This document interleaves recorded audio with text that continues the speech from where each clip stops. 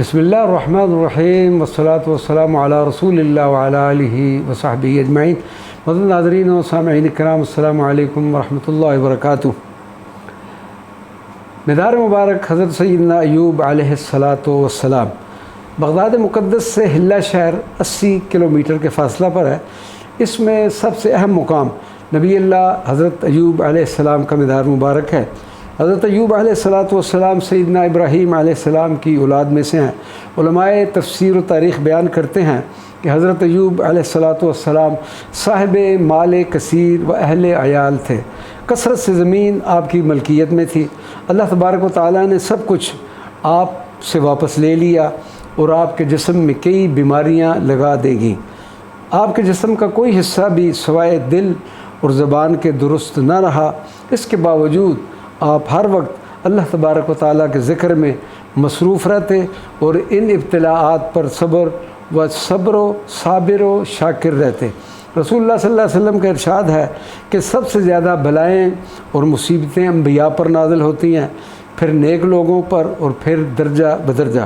ایک اور موقع پر سرکار مدینہ صلی اللہ علیہ وسلم نے ارشاد فرمایا کہ آدمی کے دین کے مطابق اس کو پریشانیوں اور مصیبتوں میں ڈالا جاتا ہے، اور اگر وہ اپنے دین میں مضبوط ہوتا ہے تو بلاؤں میں اضافہ کر دیا جاتا ہے۔ حضرت ایوب علیہ السلام نے ان تمام ابتلاءات پر صبر و شکر کیا اور ہمیشہ اپنے رب کی بڑائی کرنے میں مصروف رہے، حتیٰ کہ صبر ایوب ایک ضرب المثل بن گیا۔ حضرت ایوب ہی وہ پہلے شخص تھے جن کو چیچک کی بیماری لگی۔ ان بیماریوں کی وجہ سے حضرت ایوب علیہ السلام کی یہ حالت ہو گئی تھی کہ آپ کے جسم مبارک سے گوشت اتر چکا تھا اور صرف ہڈیاں باقی رہ گئی تھیں۔